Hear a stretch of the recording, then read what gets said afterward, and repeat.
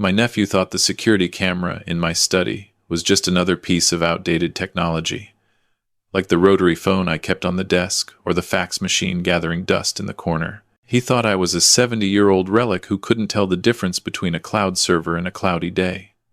He was wrong. I saw him bend over my desk at 2 in the morning, practicing my signature on a yellow legal pad. I saw him photograph my driver's license, my social security card, and the deed to my 300 acres in Sedona.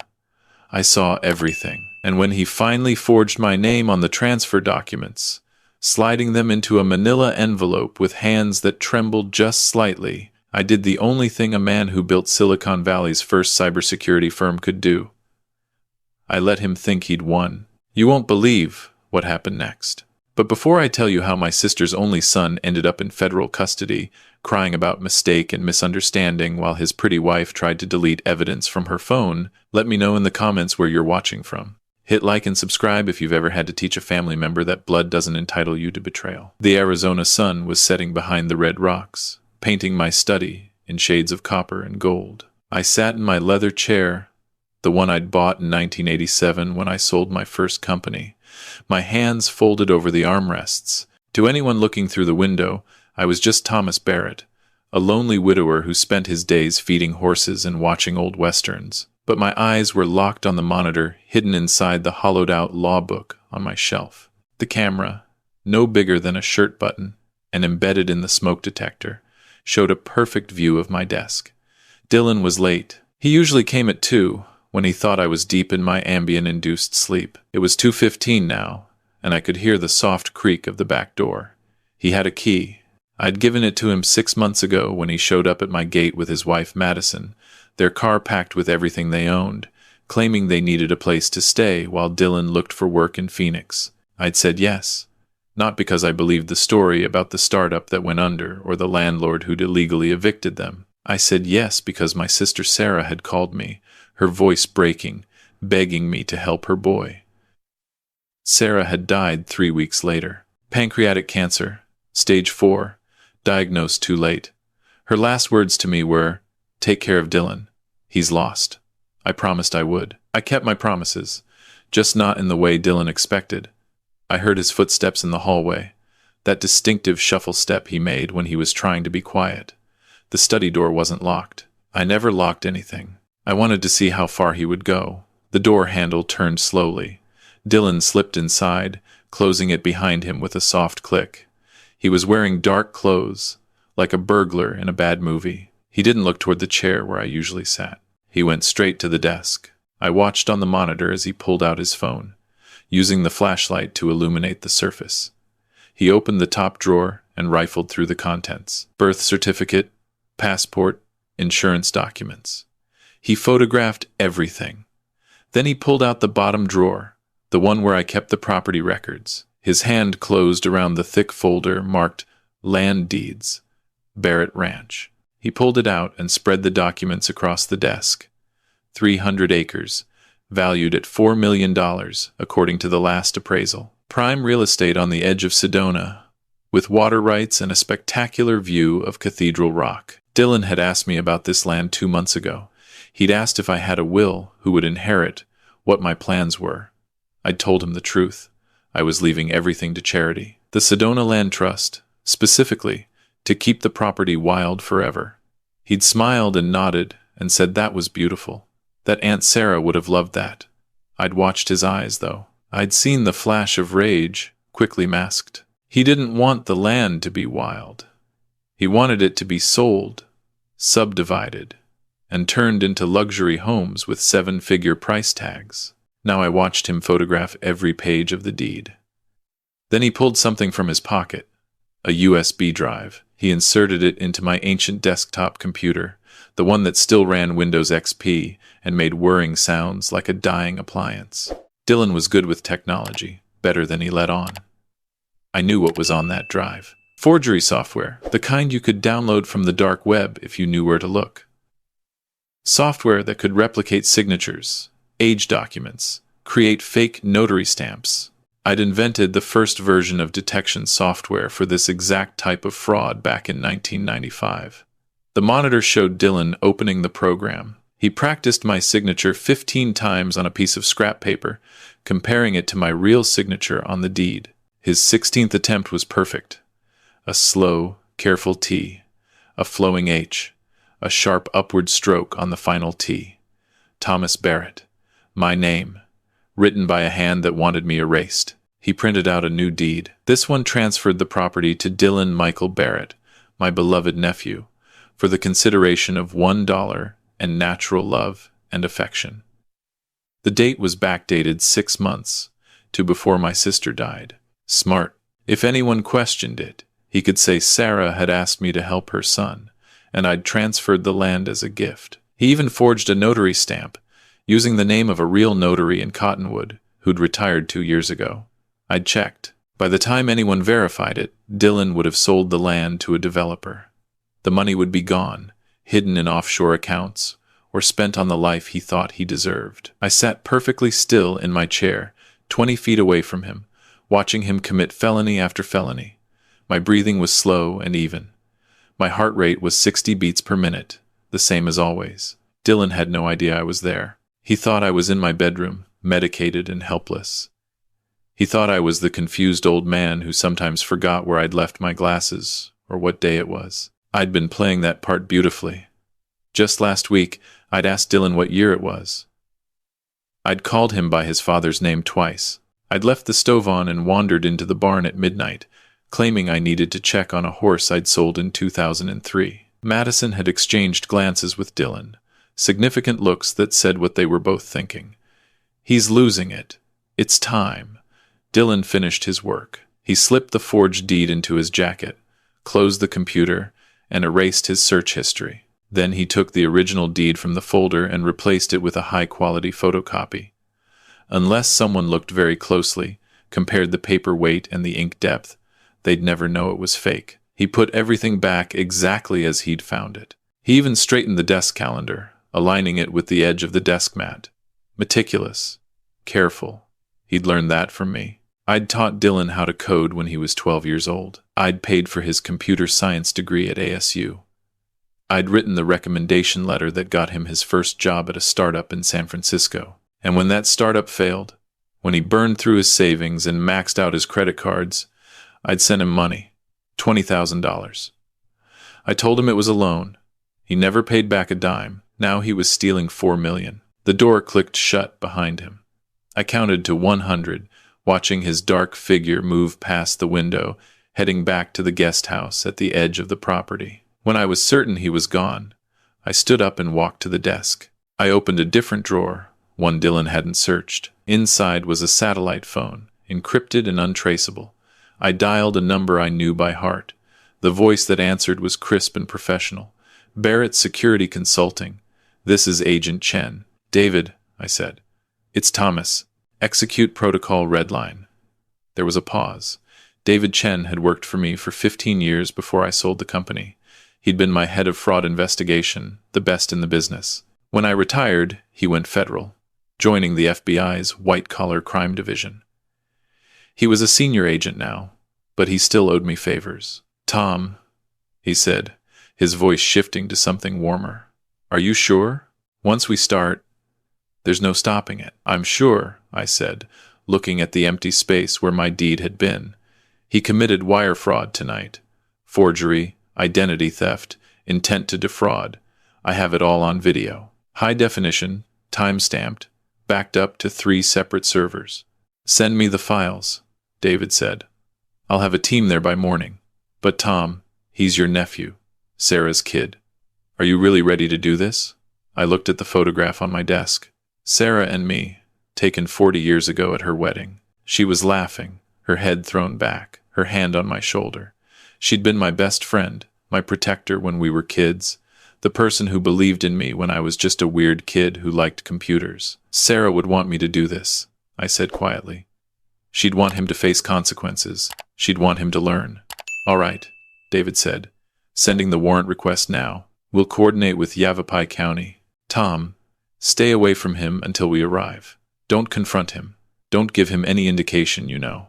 I won't, I said, but I was lying. The next morning, I shuffled into the kitchen at 7, wearing my bathrobe and slippers, acting every bit the confused old man. Dylan and Madison were already there. Drinking coffee and eating the organic granola Madison insisted on buying with my credit card. "Morning, Uncle Tom," Dylan said, his voice bright and cheerful. He looked well-rested, relaxed, a man who'd just secured his future. "Did you sleep okay? I thought I heard you moving around last night." "I slept fine," I said, pouring myself coffee with shaking hands. I spilled a little on the counter. Madison jumped up with a paper towel, wiping it away with exaggerated patience. "Let me help you, Thomas," she said. She'd stopped calling me Uncle Tom 3 months ago, right around the time she started researching memory care facilities. I knew because I'd cloned her phone. "I can manage," I said. But I let her guide me to the table. "Dylan," I said, "I've been thinking. Maybe you're right. Maybe I should consider selling this place. It's too much for me. Too big." I watched his face. His eyes lit up, just for a second, before he schooled his expression into concern. "Uncle Tom, we talked about this. You love this place. It's your home." "I'm tired," I said, "and lonely. Maybe I should move into one of those communities, the ones with activities and nurses." Madison leaned forward. "We saw a beautiful place in Scottsdale, Sunrise Meadows. It has a golf course, a library, chef-prepared meals. We could take you for a tour this week." "That sounds nice," I said. I let my voice quaver. "But what about the ranch? What would happen to it?" "Don't worry about that," Dylan said, reaching across to pat my hand. "We'll take care of everything. We'll make sure it's handled properly." "You're such a good boy," I whispered. "Your mother would be so proud." His smile faltered for just a moment. Guilt, maybe, or the ghost of whatever conscience he had left. Then it was back, bright and empty. "I try, Uncle Tom. I try." The doorbell rang at 8:45. Dylan frowned. We never had visitors this early. "I'll get it," he said, standing up. Through the window, I could see 3 black SUVs parked in my driveway. Men in dark suits and FBI windbreakers were approaching the door. Dylan opened it. "Dylan Michael Barrett?" the lead agent asked. It was David Chen, his badge held high. "Yes?" Dylan's voice cracked. "Who are you?" "FBI. We have a warrant for your arrest on charges of forgery, wire fraud, identity theft, and conspiracy to commit financial elder abuse. You have the right to remain silent. Anything you say can and will be used against you in a court of law," Madison screamed. It was a high, piercing sound that echoed off the adobe walls. "What? No. This is a mistake. Dylan!" Dylan's face went white, then red, then a mottled purple. He looked back at me, sitting at the kitchen table in my bathrobe. "Uncle Tom," he said, tell them this is insane." I stood up. I walked over to him, my steps no longer shuffling. I straightened my spine. I looked him in the eye. "I know what you did, Dylan," I said quietly. "I watched you do it. I have video evidence of you forging my signature, stealing my property deed, and planning to defraud me of $4 million. I have copies of your search history, showing you researching guardianship laws and memory care facilities. I have recordings of you and Madison discussing how to have me declared incompetent." His mouth opened and closed like a fish drowning in air. "You can't," he whispered. "You don't even know how to use a computer. You still have a flip phone." I pulled my smartphone from my bathrobe pocket. It was the latest model, encrypted with military-grade security. I invented the security protocols this phone uses. Dylan, I hold 17 patents in cybersecurity and fraud detection. The flip phone was a prop. The confusion was an act. And you fell for it because you thought I was too old, too stupid, too grief-stricken to see you for what you are. "A thief," I finished. "Just like your father." Dylan lunged at me. 2 agents grabbed him, forcing his arms behind his back. The handcuffs clicked shut with a sound that felt like justice. "You set me up," he screamed, spit flying from his mouth. "This is entrapment. You're a senile old man and I was trying to help you." "The video says otherwise," David Chen said calmly. "We also have evidence of Mrs. Barrett's involvement." "Madison Barrett? You're under arrest as an accessory. Madison tried to run. She actually kicked off her expensive shoes and bolted for the back door. She made it 10 feet before a female agent tackled her into the gravel. They dragged her back, sobbing, her designer dress torn at the shoulder. "We didn't do anything," she wailed. "He gave Dylan permission. He wanted to transfer the land. Tell them, Thomas." I looked at her. This woman who'd moved into my home, eaten my food, and spent my money while plotting to lock me away.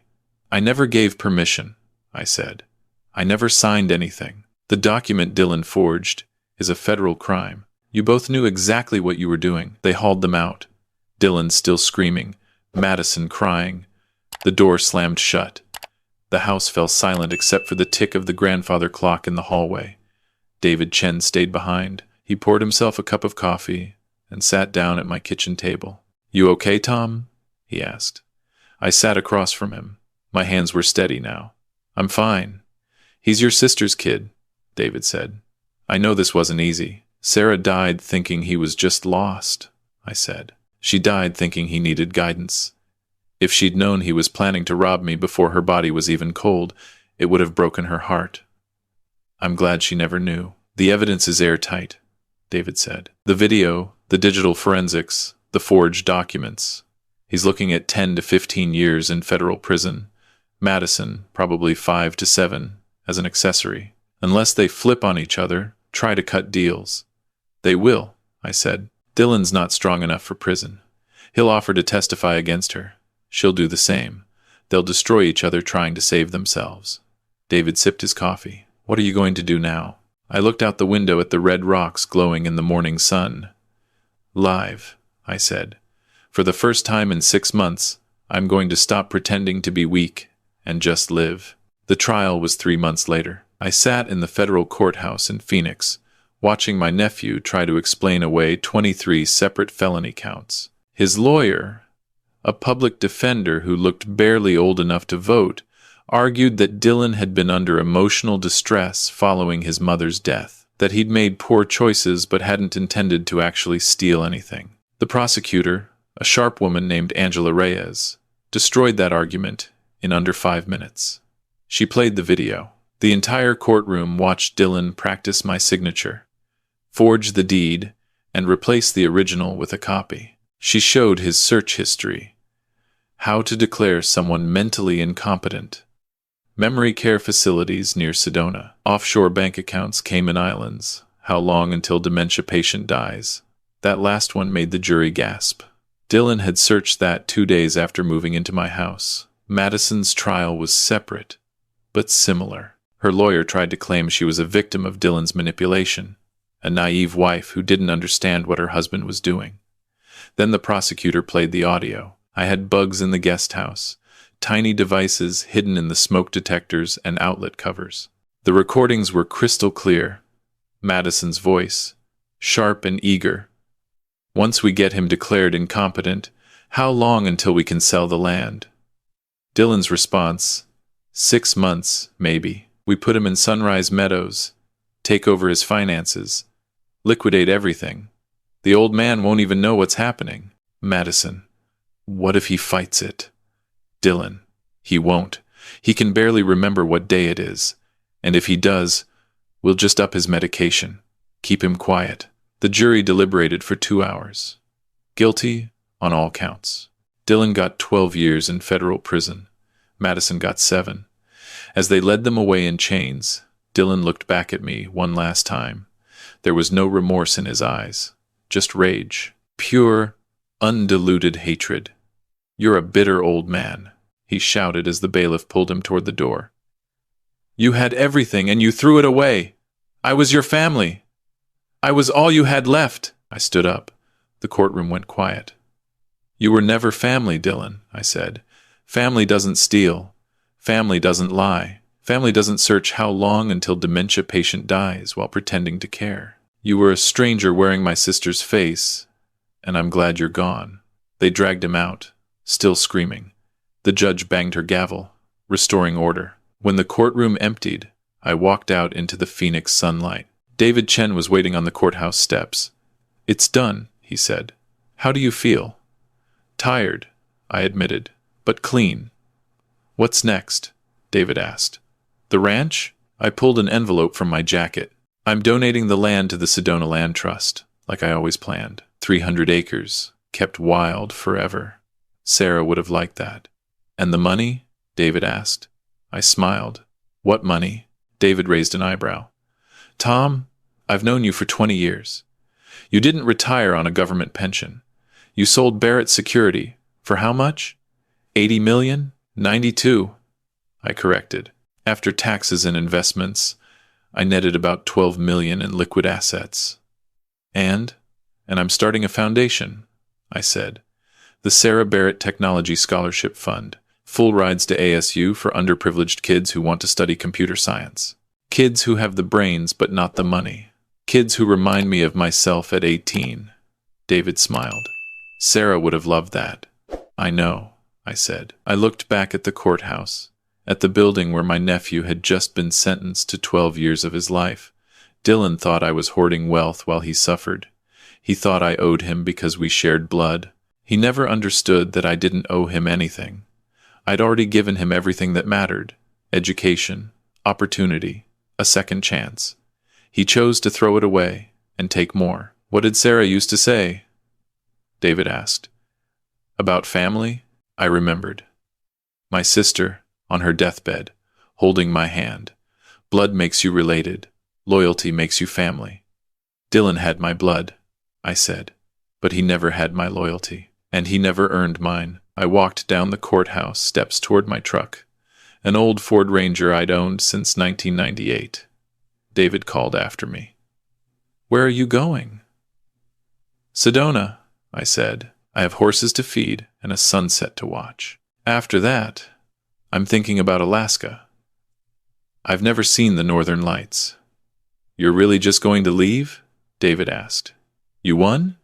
I survived. I corrected. That's different than winning. Winning would have been Dylan choosing to be better. Winning would have been him loving me more than he loved my money. I climbed into the truck. The engine started with a familiar rumble. But I'll take survival. At my age, that's worth celebrating. I drove back to Sedona as the sun set behind the red rocks, painting the sky in shades of gold and crimson. The ranch was quiet when I arrived, the guest house empty now, its windows dark. The FBI had seized everything Dylan and Madison owned as evidence. Their clothes, their computers, their dreams of easy money. All gone.